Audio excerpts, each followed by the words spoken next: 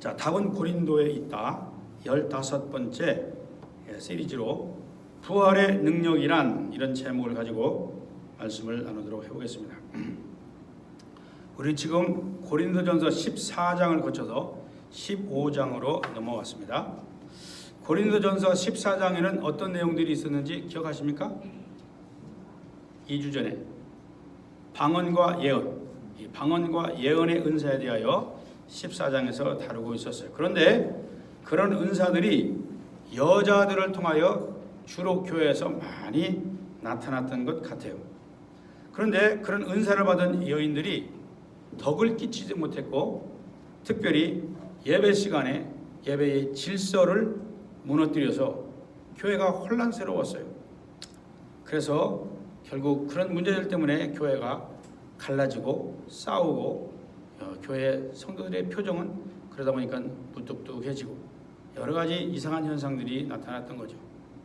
그래서 이런 소식을 듣고 또 교회가 시끄러웠는데, 이런 소식을 들은 바울이 14장에서 여자들은 교회에서 잠잠코 있어야 한다라는 말을 한 것이 있습니다.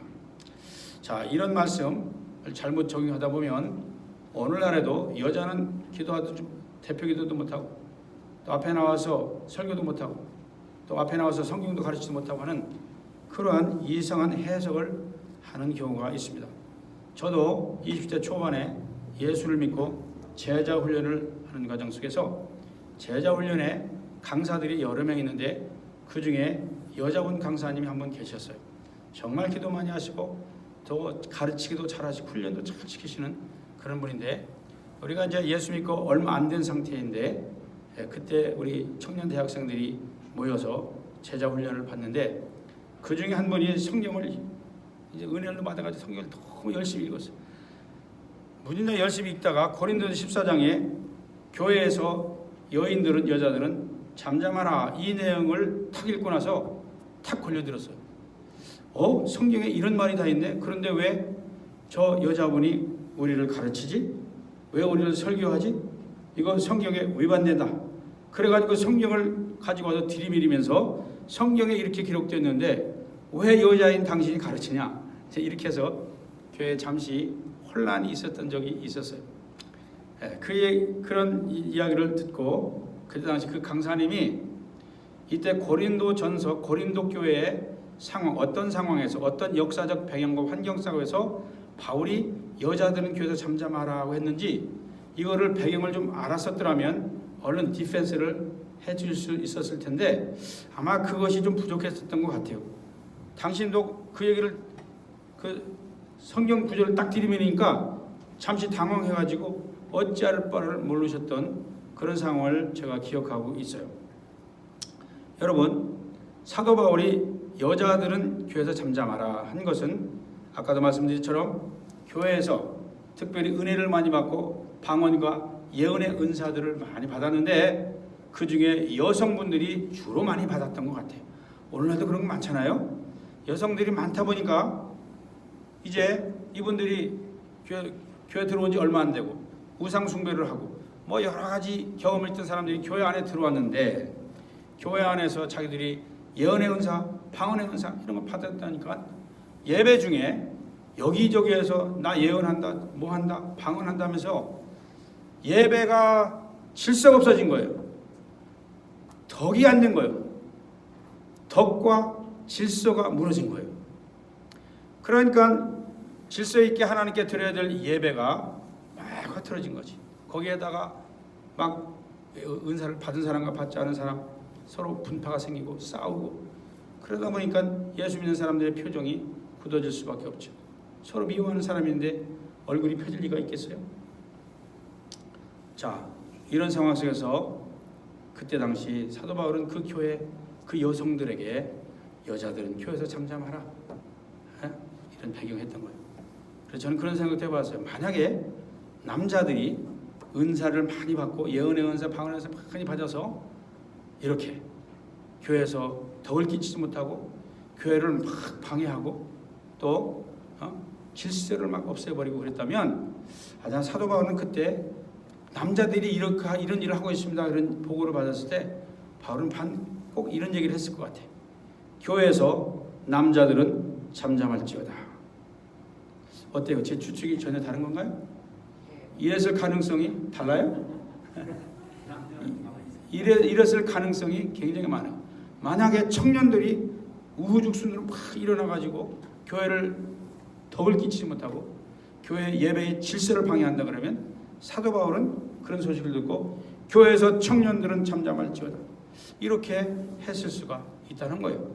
그러므로 이 문장을 가지고 문장 그대로 그것만 가지고 해석을 해가지고 교회에서 여자들은 설교해도 안 되고 성경을 가르쳐도 안 되고 뭐 이런 식으로 해석하면 우리가 성경을 잘못 이해하는 격이 되는 거예요. 그래서 성경은 다독도 많이 해야 되지만 빨리빨리도 많이 읽어야 되지만 그 깊이 연구도 그래서 많이 해야 되는 거예요. 자, 사도 바울이 강조하고자 했던 것은 여자들은 가르치지 말라라는 것을 강조했다기보다는 예배를 질서 있게 드려라, 예배 드린데 덕을 끼치라, 여기에 강조점을 두었다는 사실을 우리는 알아야 돼요. 자, 이렇게 문제가 많은 배경을 가진 고린도 교회에게 이제는 15장에 들어와서 부활이라고 하는 아주 묵직한 주제를 다루고 있습니다. 사실 이미 예수를 믿는 신자들에게는 부활을 이미 믿고 또 잘 알고 있는 내용이라고 생각되어서 저는 이 15장을 읽으면서 야, 이번 주 설교는 그저 거저먹기로 하겠다. 왜냐하면 제가 여러분 예수님 죽었다가 부활하신 거 믿습니까? 그러면 어떻게 대답하세요? 아멘. 아멘 그러죠? 여러분도 예수를 믿으니까 죽었다가 부활하시는 거 믿습니까? 아멘. 그럼 끝난 거예요 사실은. 예? 그리고 예배 끝. 이러니까 저도 설레었어요. 야, 이번 주 설교는 진짜 짧아지고 야, 진짜 거저먹기겠다 이랬는데 성경을 읽고 또 연구하고 하다 보니까 놀라운 사실 하나가 발견되어서 제가 한편 기쁘기도 했고 실망스럽기도 했어요. 설교가 조금 길어질 수 있을 것 같아서 제가 그래서 오늘은 여러분 예수님이 죽었다 부활하시고 믿습니까? 이런 질문을 하려고 그러지 않아요. 또 이거에 대해서 얘기하려고 그러지 않고 여러분 죽으면 다시 부활할 걸 믿습니까? 믿어야 됩니다. 이런 설교를 하려고 하지도 않아요. 이거는 너무 기본적이에요. 이거는 이제 완전 기본적인 거고 사도 바울이 오늘 성경을 15장을 보니까 그 1차적인 부활의 그 이해, 그것 이외에 오늘 우리가 살아가고 있는 부활하신 예수 그리스도를 믿고 살아가는 오늘 우리에게 예수님의 그 부활의 능력이 우리에게 어떻게 영향력을 끼치고 있는가, 이 이야기를 하려고 하는 그 의도를 오늘 15장 속에서 발견했기 때문에 제가 그것을 좀 나누려고 그래요. 자, 여러분 이번 이 고린도 전서를 기록할 때 독자가 누구인가 굉장히 중요합니다. 누구라고요? 독자가? 에? 바울이라고요? 아니지. 고린도 교인들이요. 고린도 사람들이 아니라 고린도에 세워진 교회 안으로 들은 교인들, 즉 이 편지를 읽는 대상이 고린도 교인들이라는 거예요. 다시 말씀드리자면 불신자들이 아니라 이미 믿고 교회를 다니는 사람들이라는 뜻입니다. 믿습니까? 자, 이 15장의 부활 이야기는 그래서 신자들에게 하는 거예요. 이미 믿고 부활도 알고 자기가 부활할 것을 믿고 하는. 왜냐하면 고린도 1장과 3장 그 사이에 보면 이 고린도 교인들이 얼마나 믿음이 좋았는지 부활신앙이 굉장했어요. 부활신앙. 자, 예수님이 죽었다가 부활하고 나도 죽으면 부활한다는 사실을 잘 알고 있는 이 고린도 교인들에게 지금 이 부활 이야기를 15장에 와서 또 하는 거예요.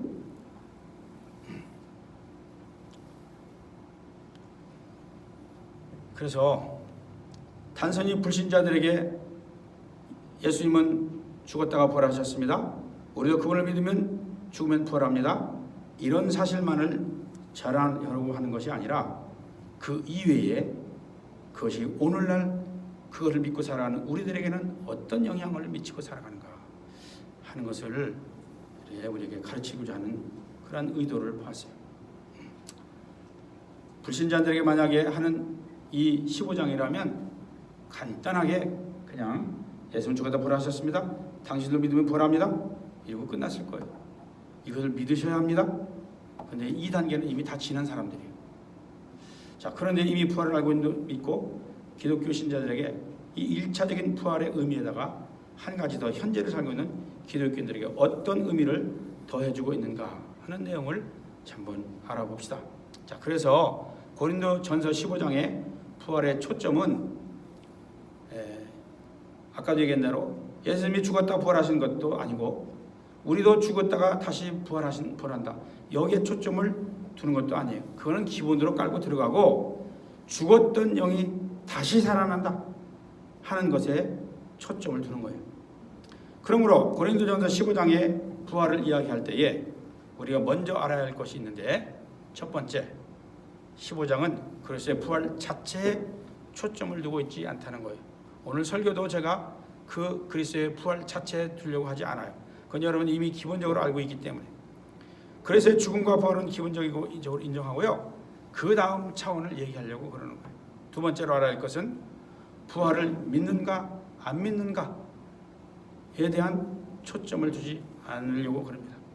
제가 그런 질문도 여러분에게 하지 않겠어요. 이미 여러분은 다 믿기 때문이라고 저는 보고 있습니다. 자, 그러면 도대체 어떤 초점에 어디에다가 초점을 두고 있는 것인가? 자, 이 질문에 대해 대답을 하려면 여러분 고린도전서 15장 11절로 한번 넘어가 봐야 돼요.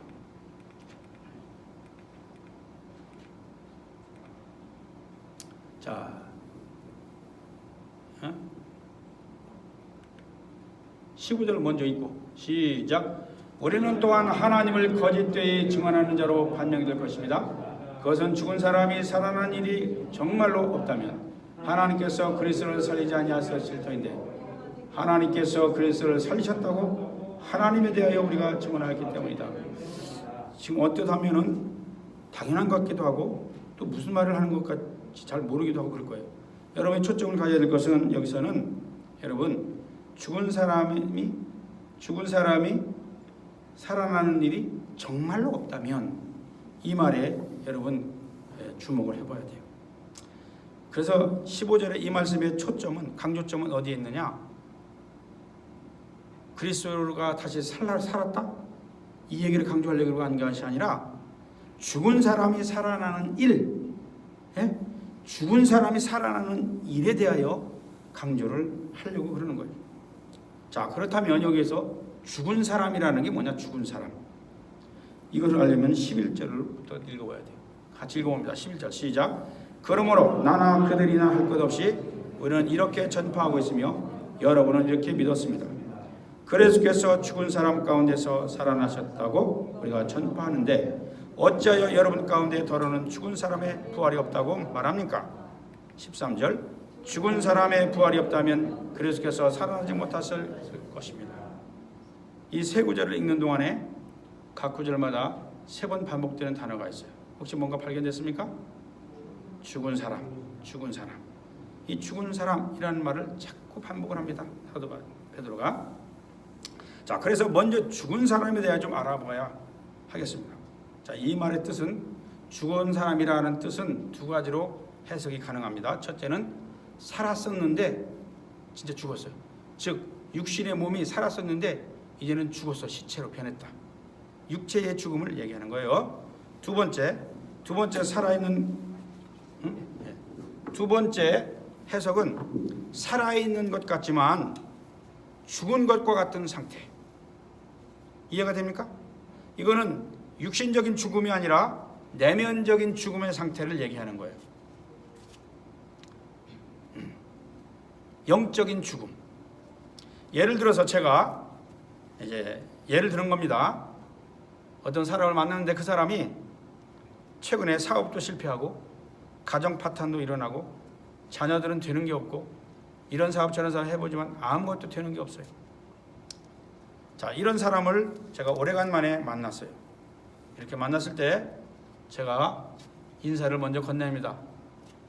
요즘 어떻게 지내세요? 이렇게 질문을 했다고 칩시다. 그때 여러분이 그 당사자라면 어떻게 대답하실 것 같아요? 그냥 정답은 없어. 그냥 여러분의 마음 가는 대로 대답할 수 있어. 아주 정답을 얘기하셨네. 그럴 거예요. 예, 목사님, 요즘 사는 게 사는 것이 아닙니다. 죽을 맛입니다. 그런데 여러분, 이 사람이 지금 살고 있어요? 안 살고 있어요? 이 사람이 죽었어요? 살아있어요? 살아있죠. 자, 이렇게 대답할 때 이때 이 사람은 지금 자신의 내면적인 상태를 표현한 것이에요. 즉 살고 있으나 죽은 거나 마찬가지다, 이런 뜻입니다. 지금 사도 바울 여기서 죽은 사람은 실제 생물학적으로는 살아 있어요. 그런데 교회 안에 들어왔는데 죽은 사람과 같다는 거예요. 죽은 사람 같다는 거예요. 자, 다시 한번 읽어드립니다. 이 고린도전서의 독자는 누구라고 했습니까? 고린도 교인, 크리스찬이에요. 바울이 크리스찬들에게 특별히 부활신앙이 확실한 이 고린도 교인들에게 이런 기초적인 예수님이 죽었다가 부활하셨습니다, 믿습니까? 당신도 죽었다가 부활합니다, 믿습니까? 이런 거 가르치려고 했던 것 같아요? 아니라고요. 아니라고. 고린도 교인들이 예수님의 부활을 믿지만 부활신앙이 확실하지만 현재를 살아가고 있는 모습을 보니까 부활의 능력을 전혀 경험하지 못하는 그러한 사람들이라는 거예요. 즉 살아있는 것 같으나 죽은 자와 같은 상태를 본 거죠. 살고 있으나 죽은 거나 마찬가지. 자, 여러분, 교회 안에 이렇게 죽어있는 상태, 살아있는 것 같으나, 살아서 여기까지 차 타고 걸어와서 예배를 드리고 있는 것 같으나 살사나 죽은 사람과 같은 상태에 빠져있는 성도들이 있을까요? 없을까요? 있을 수가 있다는 거예요. 있을 수가 있어요. 분명히 많이 있을 거예요. 요즘 같은 코로나 바이러스 상황이면 더 많을 거라고요. 우리들이 실행생활을 하고 있지만 매일 마주치는 상황일 수가 있습니다. 죽었다가 살아있는 것 같은데 죽은 것 같은 상태. 이런 크리스찬들이 많이 있었던 것 같아요. 고린도 교회. 대부분 크리스찬들이 부활에 대하여 이해하고 있는 것은 죽고 나면 나도 예수 믿기 때문에 부활하여 천국 가는 티켓 정도로만 알고 있을 겁니다. 죽으면 부활하니까 이런 식으로. 자, 이렇게 생각하는 거죠. 그런데 바울이 고린도 교회들을 향하여 말하고 있는 이 부활은 그런 게 아니라는 거예요. 그거는 너무나 당연한 것이고 현재 부활의 능력을 당신들은 살아내고 있느냐, 이 질문을 하는 거예요. 대부분 크리스천들에게는 오늘 여러분에게 제가 질문하면 부활을 믿습니까? 그러면 당당하게 아멘 그럴 것입니다. 그 대답 속에는 언젠가는 육체가 죽었다가 다시 살아나겠지, 부활한다, 먼 미래에 주님과 함께 부활하여 천국 가겠지 라는 생각들, 그 수준에 머물러 있을 가능성이 굉장히 많아요. 저도 그랬고 여러분들도 그랬을 것입니다. 그런데 그게 다 틀린 거 아니에요. 다 맞아요. 맞는데 바울이 강조하고 싶은 초점은 그것만이 부활이 아니다. 한 가지 더 부활의 능력, 부활의 현재성이 또 있다. 그거를 강조하려고 하는 거예요. 그것은 바로 부활의 능력으로 살아가야 한다라는 것입니다. 그래서 오늘 키워드는 부활의 능력이에요. 부활도 아니에요. 부활의 능력. 예를 들어서 누가복음 15장에 돌아온 탕자 이야기 잘 아시죠? 돌아온 탕자. 그 둘째 탕자가 아버지의 상속을 다 받아서 밖에 나가서 허랑방탕 다 쓰고 이제는 살아있는 것 같지만 죽은 인생이 되어서 아버지께로 다시 돌아옵니다. 그때 아버지가 하는 얘기가 있어요. 잔치를 벌여주고 좋은 옷을 가락지를 끼려주고 신발을 사주고. 그런데 형이, 집안에 있던 그 큰 형이 나는 아버지 모든 재산을 지금까지 다 돌봐주고 그랬는데 나한테는 염소 새끼 한 마리 잡아준 거 잔치 하나 벌려주지 않았는데 저 허랑방탕한 동생이 들어오니까 아버지 이렇게 하십니까? 그리고 그 형이 화가 났어요. 그때 아버지가 하는 말이 있었어요. 같이 한번 읽어봅시다. 시작. 나의 이 아들은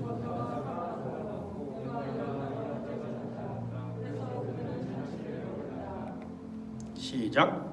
그런데 너는 이 아우는 죽었다가 살아났고 내가 잃었다가 되찾아서 즐기며 기뻐하는 것이 마땅하다.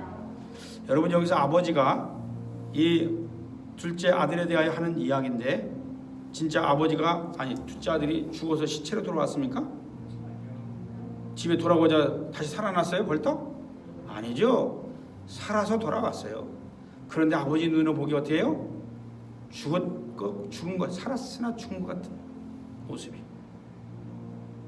그런데 큰아들은, 집에 늘 있는 그 아들은 저런 사람에게 잔치를 벌인다고요? 부당합니다. 이런 얘기를 하는 거죠. 그때 아버지가, 얘야, 저 아이는 죽었다가 살아온 거야. 여러분, 죽었다가 아들이 살았다고 생각합니다. 아니, 육신적으로도. 이거는 놀라운 일이에요. 잔치? 이거는 약하지. 오늘 우리 교회 속에서 이런 상황이 벌어질 수가 있습니다. 이거는 그저 성경에 있는 예화로 끝나는 게 아니에요. 오늘날도 그런 경우가 있어요. 정말 못된 건 강도짓만 믿을 수 없는 사람. 또 누구예요? 사기만 치던 사람. 조폭, 두목, 정말 못된 짓만 하는, 성추행을 일삼는 그러한 뻔지르한 사람이 교회 예수 믿고 돌아오겠다고 하나님 아버지 편으로 돌아왔다고 칩시다. 그러면 교회 안에 이미 있던 사람들은 대부분 이런 반응이 있을 수가 있어요. 아이고, 하나님도 어떻게 저런 인간을 다 구원하시나? 어떻게 저런 인간이 다 교회에 발을 들여놓게 하나? 그러면서 화를 낼 수 있을 것입니다. 그때 하나님 아버지는 여기 누가복음에서 있는 그 아버지처럼, 얘들아, 저는 죽었다가 다시 살아온다이다. 살아있는 것 같지만 죽었었어 쟤는. 이런 말씀 하시지 않을까, 이런 생각을 좀 해봤어요. 자, 여러분, 또 이런 것을 이해하기 쉽게 해주는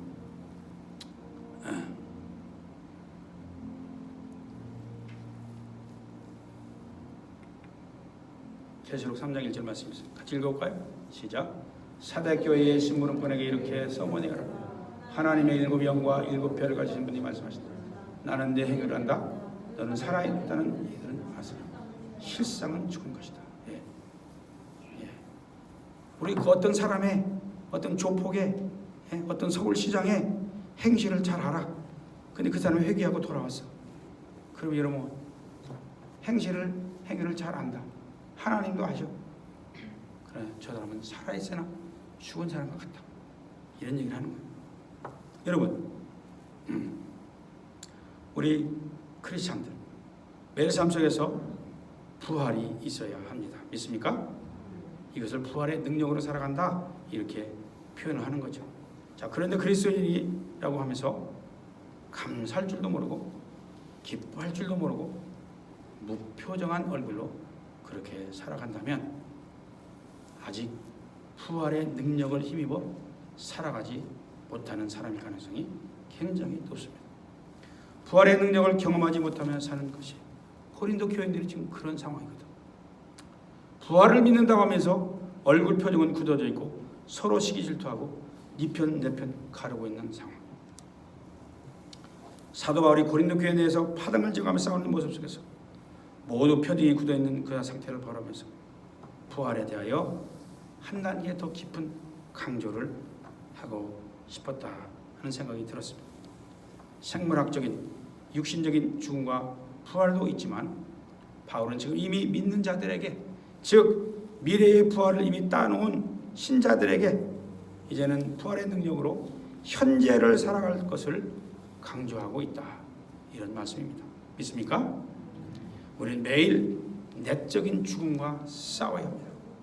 죽지 않고 살아서 죽음의 냄새를 풀풀 불게 피우고 있는 이 옛사람 아담의 속성, 이것을 날마다 죽이고 다시 예수를 믿는 믿음으로, 예수님의 마음으로 부활하는 경험을 매일 해야 된다는 거예요.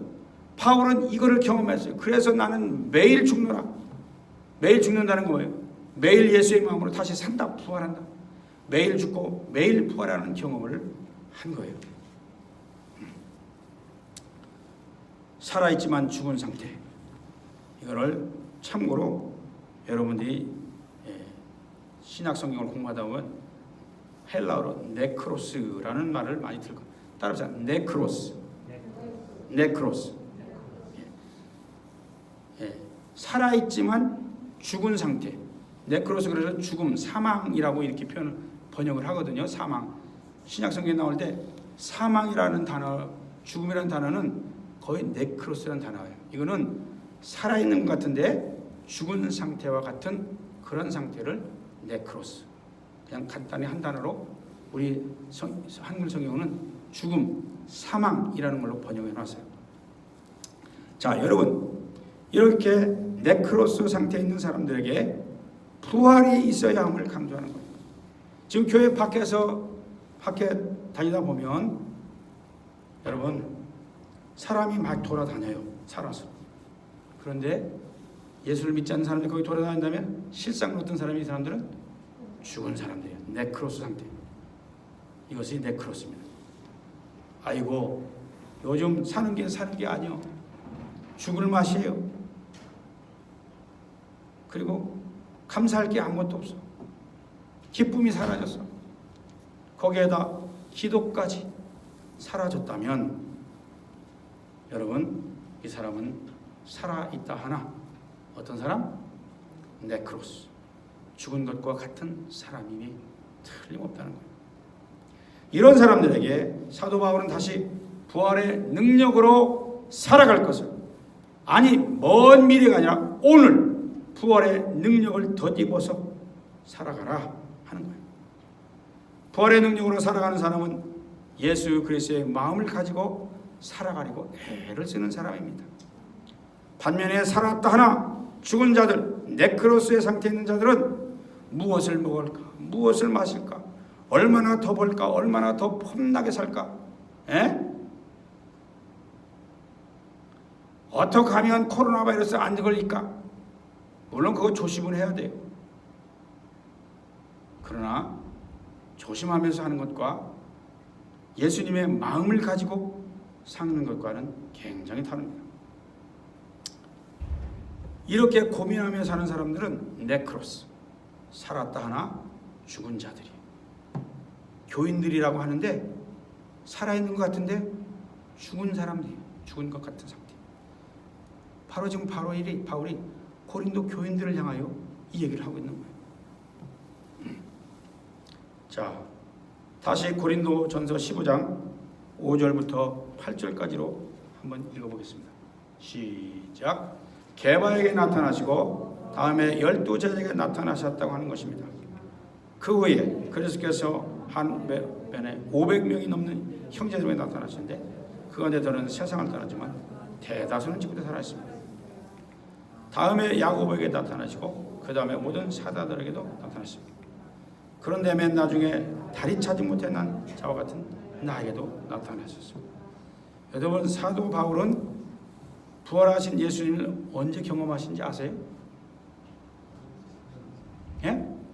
다메섹 도상에서 이미 죽었다가 부활하셨던 그 예수님이 이렇게 몸 형체로 나타난 것이 아니라 하늘에서 큰 빛으로 나타나서 그때 부활하신 예수님을 만난 거예요.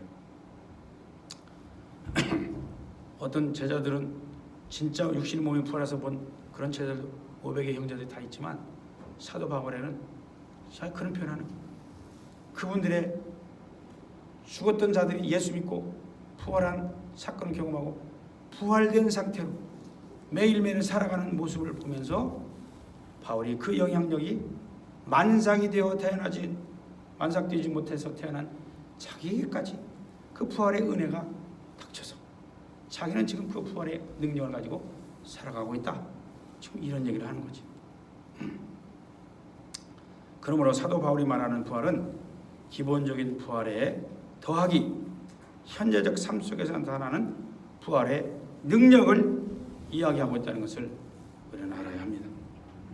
우리 중에도 옛사람은 죽고 새사람이 되어 새로운 예수님의 성품으로 살아가는 사람은 예수님의 부활을 현재 오늘 바로 경험하고 있는 것입니다.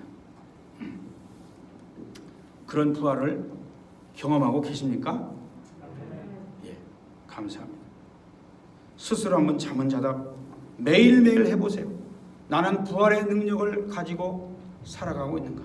부활의 은혜를 내가 받으며 살아가고 있는가? 나는 그 부활의 능력을 힘써 살아가면서 그 부활의 영향력을 이웃에게 퍼져가게 하고 있는가? 아니면 살아있는 것 같으나 죽음의 냄새가 풀풀 나는 그러한 마음을 가지고 살아가고 있는가? 예. 살아있다나 죽은 것 같은 사람들은 죽음의 냄새를 풍기는데 어떤 사람입니까? 아직도 예수를 믿지 못하고 살아있는 것 같으나 무엇을 먹을까? 무엇을 마실까? 어떻게 하면 더 건강할까? 어떻게 하면 더 잘 살까? 세상 것에 관심을 두고 사는 사람들은 이게 다 지금 아직 뭐예요? 부활의 능력을 힘입어 살아가는 사람들이 아니에요.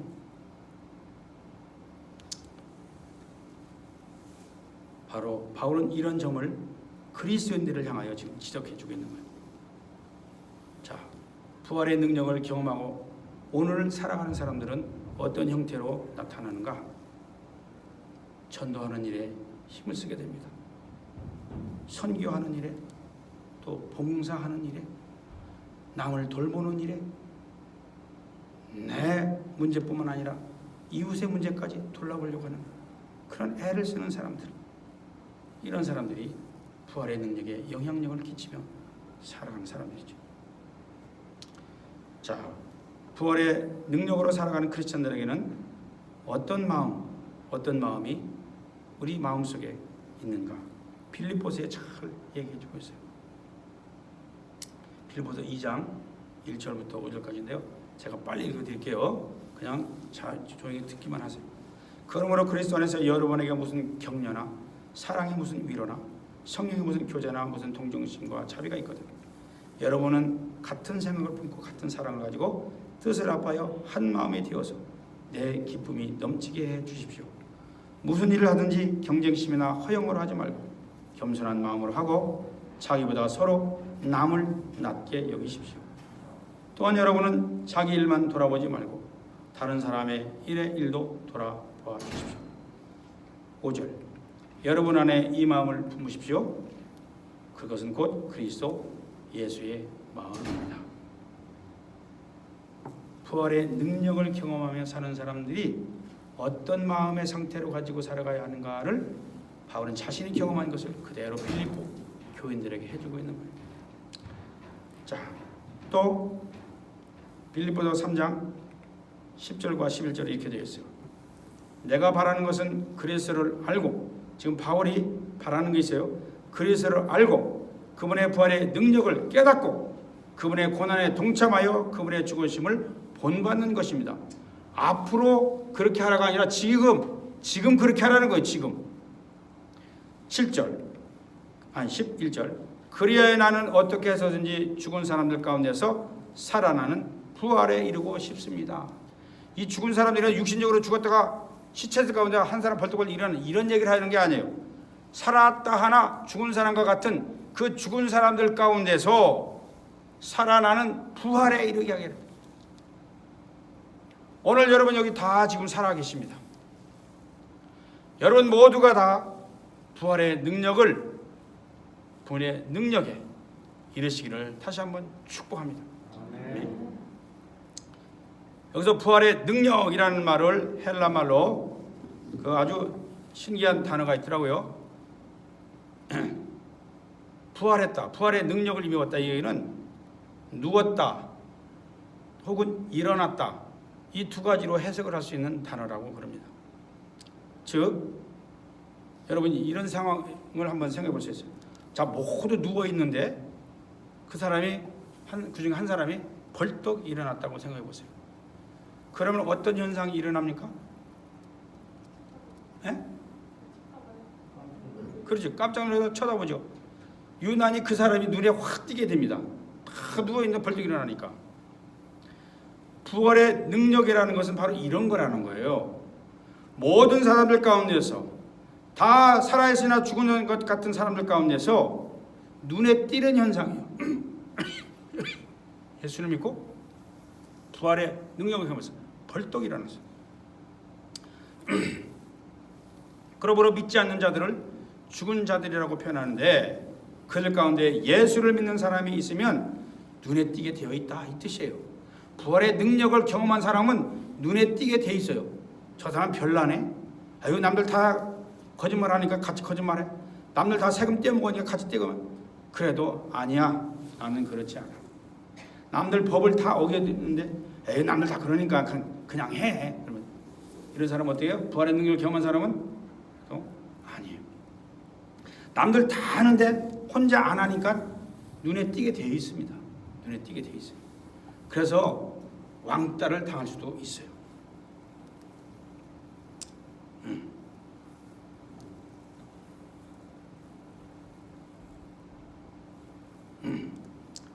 그러므로 부활의 능력을 경험한 사람들은 뭔가 다르게 살아야 합니다. 우리 얼굴 표정도 달라야 해요. 마음 씀씀이도 눈에 띄게 달라야 합니다. 여러분, 제가 참 신기한 거를 배웠는데, 사람의 얼굴의 표정은 이렇게 자기가 가식적으로 만들 수 있대요. 속은 그렇지 않지만 겉으로 웃는 표정을 할 수 있고, 속으로는 기쁜데 얼굴은 화난 표정을 할 수 있고, 얼굴은 이렇게 자유자재로 표정을 이렇게 바꿀 수가 있대요. 그런데 놀라운 사실은 손은 절대 우리 마음의 감정을 변하지 못한대요. 그냥 있는 그대로 변한대요. 저게 무슨 얘기인가 들어봤더니, 악수하고 싶은 사람 악수하고, 누가 힘들어하면 등을 두들기고 싶으면서 두들겨주고, 하여튼 사랑한다 그러면 이렇게도 하고, 하여튼 뭐 이렇게도 하고, 손은 거짓말을 못한다는 거예요. 그래서 그 사람의 손이 어떻게 움직이는가를 보면 그 사람의 마음의 상태를 알 수 있다 그래요.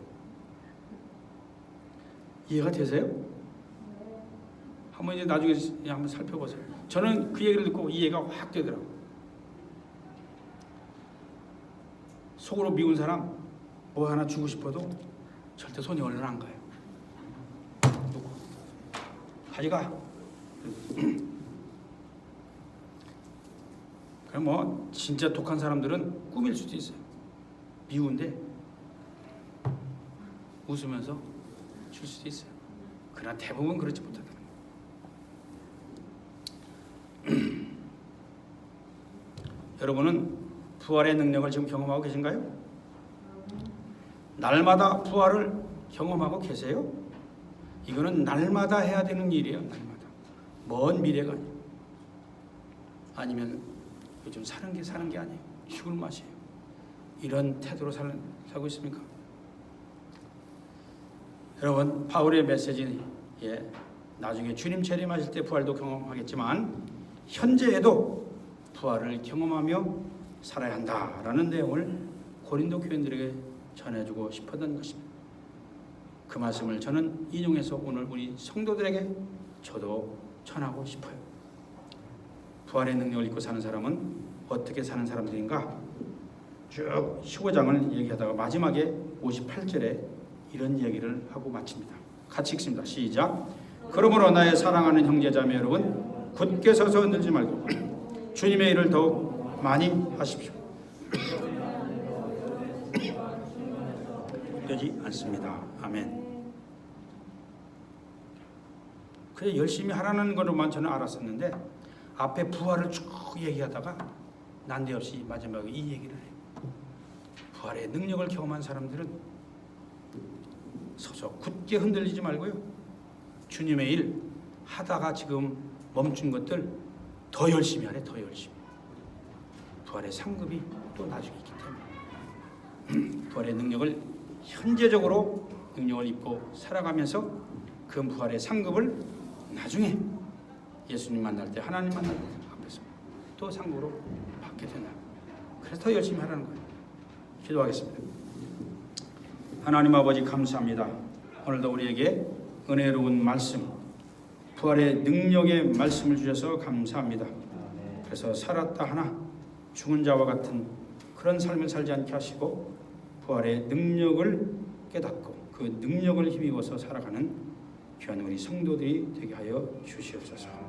예수님의 이름으로 기도합니다. 아멘. 자, 우리 다 함께 일어나셔서 우리 정말 진지하게 잠시 한 1분 이내에 기도를 하겠습니다.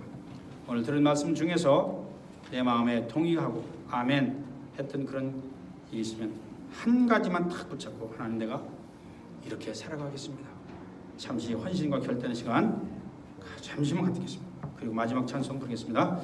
하나님 아버지 감사합니다. 우리에게 오늘도 부활의 능력을 허락해 주셔서 감사합니다. 이제는 그저 믿기만 해서 하고 먼 미래로만 바라보는 인생이 아니라 오늘 우리가 부활의 능력을 힘입어서 살아갈 수 있는 귀한 능력 있는 사람들이 되게 도와주시옵소서.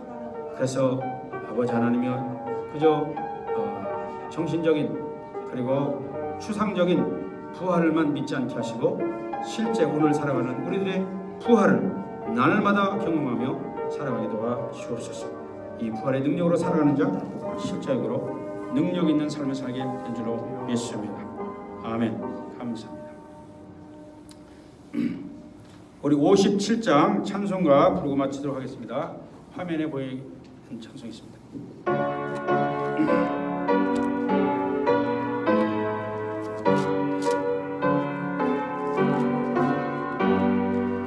오늘 주신 말씀에 새 힘 얻어서 세상으로 나가서 살아갈 때에 나 혼자 힘으로 늘 부족하오니 주여 나를 도우사 승리하게 하소서. 아멘. 기도하겠습니다. 하나님 아버지, 오늘 그리스도의 능력 있는 삶이 어떤 삶인가를 다시 한번 일깨워 주셔서 감사합니다.